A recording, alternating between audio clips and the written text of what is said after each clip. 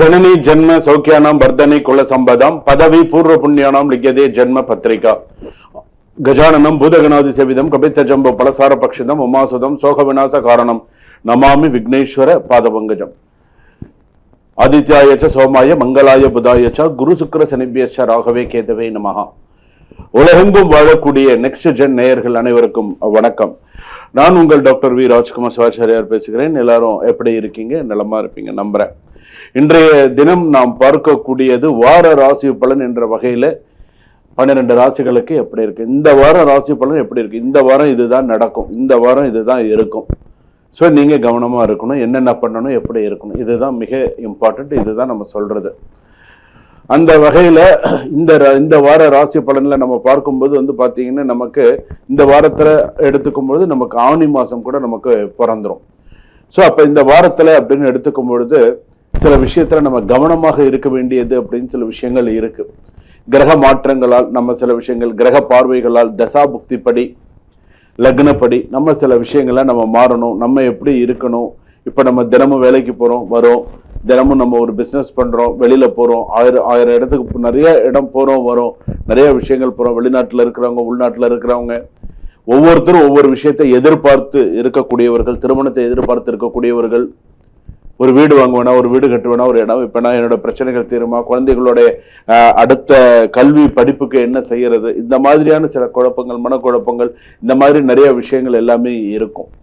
அப்போ 12 ராசிகள் அப்படின்னு சொல்லும்போது மேஷ ராசியிலிருந்து மீனராசி பரியந்தம் எப்படி இருக்கும், ஸோ என்னென்ன சூழ்நிலைகள் இருக்கும், என்னென்ன மாற்றங்கள் வரும், எப்படி இருக்கும், இந்த வாரத்தில் நீங்கள் என்ன செய்யணும், செய்யக்கூடாது, அதற்கான வழிமுறைகள் என்ன, அதற்கான பரிகாரம் என்ன அப்படிங்கிறத நீங்கள் தெரிஞ்சுக்கிறதுக்கு தான் இந்த ராசி பலன்களை நம்ம சொல்கிறோம். இது பொதுவான ராசி பலன்கள் தான். உங்களுடைய சுய ஜாதகத்தை பார்த்து ஒரு சின்ன அப்பாயின்மெண்ட் புக் பண்ணிட்டு நீங்கள் உங்களுடைய முழு ஜாதகத்தை காண்பித்து, உங்களோட பிறந்த தேதி நேரம் இருந்தாலும் கொடுங்க, இல்லைன்னா உங்கள் ஜாதகத்தை அனுப்பி கொடுத்து ஒரு அப்பாயின்மெண்ட் ஃபிக்ஸ் பண்ணி உங்கள் ஜாதகத்தை பற்றி நீங்கள் முழுமையாக தெரிஞ்சுக்கோங்க.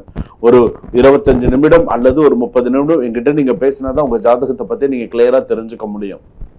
அதுக்கான ஓய்வு நேரத்தை நீங்கள் பயன்படுத்தினா நீங்கள் உங்கள் வாழ்க்கையை பற்றி தெரிஞ்சுக்கக்கூடிய முக்கியத்துவத்தை நீங்கள் தர வேண்டும். அப்போ தான் நெக்ஸ்ட் லெவல். ஸோ சரி, நமக்கு இது இப்படி தான் இருக்கு, எழுதி வச்சுக்கோங்க, அதேபடி பண்ணுங்க, சக்ஸஸ் பண்ணுங்க. கன்னிராசி நேயர்களை எப்படி இருக்கு? கன்னிராசிக்கு உத்தரம் கன்னியா ராசி, ஹஸ்தம் கன்னியா ராசி, சித்திரை கன்னியா ராசி உங்களை எல்லாரும் உற்று கவனிப்பாங்க. அதாவது நீ என்ன வேலை செய்கிற, நீ என்ன பண்ணுற, எங்கே போகிற, என்ன பண்ணுற, எத்தனை மணிக்கு பஞ்ச் பண்ணுற, என்ன பண்ணுற, அதாவது நம்ம உண்டு நம்ம வேலை உண்டுன்னு இருந்தா கூட நம்மள நோண்டாம் பாருங்க சில பேர். அதனாலதான் கடுப்பாவாங்க. நான் வாட்டுக்கு நம்ம ஏன்டா அவன் இப்படி இருக்கான் அப்படின்னு சொல்லி பேசுவாங்க. அதாவது தன்கிட்ட இருக்கிற தவறுகளை பார்க்குறாங்களோ இல்லையோ, சில பேர் அடுத்தவங்க கிட்ட இருக்கிற தவறுகளை சில பேர் ரொம்ப முன்னிப்பா பார்ப்பாங்க. இவன் அப்படி பண்றான், இவன் இப்படி பண்றான், இவன் அப்படி. ஏன்டா உனக்கு இந்த வேலை? யாரோ ஏதோ பண்ணிட்டு போறாங்க, நீ உன் வேலையை பாடுறா. இப்போ கன்னி ராசிக்காரங்களோட சில விஷயங்கள்லாம் மைண்ட் வாய்ஸ்லாம் இப்படி தான் போயிட்டு இருக்கு. ஏன்னா சில பேருக்கு பார்த்தீங்கன்னா அலுவலகத்தில் புதிய பொறுப்பு அல்லது புதிய முக்கிய திட்டம் ஒன்று கிடைக்குதுன்னு வச்சுக்கோங்களேன், இவனை கூப்பிட்டு எப்படி இதை கொடுத்தாங்க, இது ரொம்ப தப்பாச்சே அப்படின்ற மாதிரி பண்ணுவாங்க. ரெண்டாவது, வேலை தேடுபவர்களுக்கு நேர்முக தேர்வு வாய்ப்பு வரும். சில பேருக்கு உங்கள் திறமையை குறைத்து மதித்தவர்கள் இன்று உணர ஆரம்பிப்பார்கள். ஏற்கனவே கன்னிராசிக்கு நல்ல பேர் இருக்கோ இல்லையோ, ஆனால் இதுக்கப்புறமாவது உங்களை ஓரளவுக்கு மதிக்க ஆரம்பிக்கக்கூடிய அளவுக்கு உண்டு. ஆமாங்க, இப்போ கன்னிராசி பொறுத்தளவுக்கு நீங்களும் ஒரு இடத்துக்கு கரெக்டாக வேலையை பார்த்துட்டு, அதாவது ஒருத்தர் 1 வருஷம் 2 வருஷம் வேலை இல்லாமல் இருக்கலாம், தப்பு இல்லை. 1 வருஷம் 2 வருஷம் வேலை இல்லாமல் இருக்கலாம், தப்பு இல்லை. நல்லா கேட்டுக்கோங்க. 1 வருஷம் 2 வருஷம் நீ 7-8 வருஷம் 10-9 வருஷம் நீ வேலை இல்லாமல் கிடைச்சதையே இப்போ இங்கே பார்த்துன்னு அங்கே பார்த்துன்னு இங்கே பார்த்துன்னு அங்கே பார்த்துன்னு இப்படியே 7-8 வருஷம் 9 வருஷமாக சுற்றின்னு இருக்கேன்னு, அப்போ அதுக்கு என்ன பலன்? அங்கே ஒரு ஜாதகத்தில் அங்கே ஏதோ பிரச்சனை இருக்கு, உனக்கு எதுவுமே சரியா அமையல, வாழ்க்கையும் அமையல, வேலையும் அமையல, அப்படியே சுத்தின்ண்டே இருந்தா அப்ப ஏதோ எங்கேயோ ஒரு கெடுதலான ஒரு விஷயம் அங்கே இருக்குன்னு அர்த்தமா, ஏதோ ஒரு தடை இருக்குன்னு அர்த்தமா. அதை நீ பார்த்துக்கோ. கன்னியா ராசிக்கு அதை நீ பார்த்துக்கோ. ஆணா இருந்தாலும் சரி, பெண்ணா இருந்தாலும் சரிங்க. சில பேருக்கு தாங்க வாழ்க்கை, சில விஷயங்கள் எல்லாமே சில பேருக்கெல்லாம் கேள்விக்குறியாதான் இருக்கு. என்ன போங்க, ஏதோ வாழ்க்கை இருக்கேன் போயிட்டு இருக்கு, அப்படியே சிரிச்சுட்டு அப்படியே வெளியில சிரிச்சுட்டும் உள்ள அழுதுண்டும் சக்கரவர்த்தி மாதிரி வாழ்க்கை வாழ்ந்துட்டு இருக்காங்க. சொல்றது புரிஞ்சிருக்கும்னு நினைக்கிறேன். அதாவது உள்ள அழுதுகிட்டும் வெளியில சிரிச்சுக்கிட்டும் சக்கரவர்த்தி மாதிரி வாழ்ந்து கொண்டு இருப்பவர்கள் கன்னியாராசிக்காரர்கள் சொல்ல முடியல. ஏன்னா சில பேர் கூட இருக்கிறவங்களே, கூட பிறந்த பிறப்புகளும் சரி, கூட இருக்கக்கூடிய சில விஷயங்களும் சரி, சில பேருக்கு யாரு என்ன கெடுதல் செய்யறாங்கன்னே தெரிய மாட்டேங்குது. கன்னியாராசிக்காரர்களுக்கு இவன் வெகுளியா இருக்கான், ஆனா இவனை சுத்தி நடக்கிறதெல்லாம், டேய் உன்னை பத்தி பேசுறதா இருந்தா உன்கிட்ட டைரக்டா பேசணும்டா, அதான்டா நல்லது. என்னைக்கு உன்னை பத்தி உங்ககிட்டே பேசாம மற்றவங்க கிட்ட சொல்லி அது உன் காதுக்கு வருது, இவன் தான் சொன்னான்னு உன் காதுக்கு வரும்போது உனக்கு வரும்பாரு ஒரு கோபம், அந்த அளவுக்கு இருக்கும். ஏன்னா அதெல்லாம் இந்த வாரத்துல இருக்கு. ஏன்னா அந்த மாதிரிலாம் கன்னியாராசிக்காரர்களை பத்தி பேசுறேன், நீ டைரக்டா அவனை பத்தி அவங்ககிட்ட டைரக்டா நீ சொல்லு, நீ இந்த தப்பு பண்ற, நீ இதை செய்யற, இதை பண்ற, இதை பண்ண. நீ ஏன் பின்னாடி எல்லார்ட்டையும் போய் சொல்லிட்டு இருக்க? உனக்கு இந்த வேலையெல்லாம் தப்பே பண்ணட்டுமே, நீ ஏன் அதை போய் சொல்லிட்டு இருக்க? உன் வேலை உண்டு, நீ உண்டு அப்படின்னு இரு. இவனை சீண்டுன அப்புறம் நீ தான் வாயை கொடுத்து கன்னியாராசிக்காரங்க கிட்ட வாயை கொடுத்து வம்புக்கு மாட்டிக்காதீங்க நீங்களா. அப்புறம் உங்களுக்கு தான் அது கெடுதலை தவிர அவருக்கு கன்னியாராசி பொறுத்தளவுக்கு எந்த பிரச்சனையும் கிடையாது.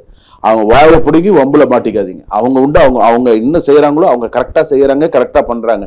நீங்களா போய் அவங்கள முதுக நோண்டாதீங்க, சுரண்டாதீங்க. தப்பு. கொஞ்சம் பார்த்து இருந்துக்கோங்க அவங்க கிட்ட. ஏன்னா எல்லா விஷயத்திலயும் அவங்கள ரொம்ப பாதிச்சடைஞ்சிருக்காங்க.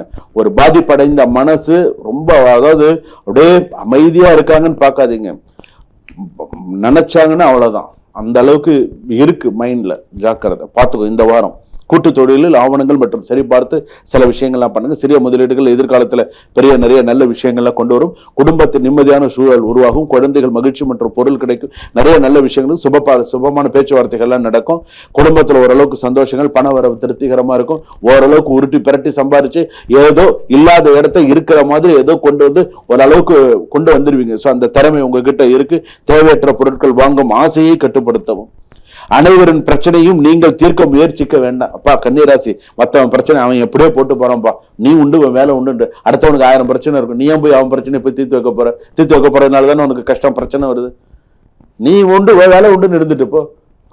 அதாவது அதுதான் நல்லது செய்ய போய் கெட்ட பேர் வருது பத்தி, அது உனக்கு தான் முக்கியமா வரும். அதனால நீ கொஞ்சம் பார்த்து இருந்துக்கோ.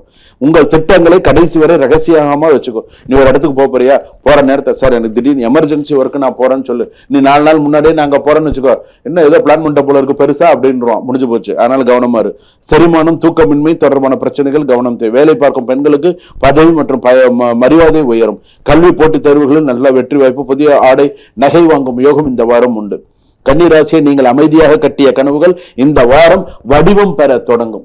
நீ கட்டிய கனவுகள் இந்த வாரத்துல நிறைய நல்ல விஷயங்கள் நடக்கும். உங்கள் நல்ல மனதை பலவீனம் என்று நினைத்தவர்கள் நீங்கள் வெற்றியை பார்த்து பதில் பெறுவார்கள். நல்ல ஞாபகம் வச்சுக்கோங்க.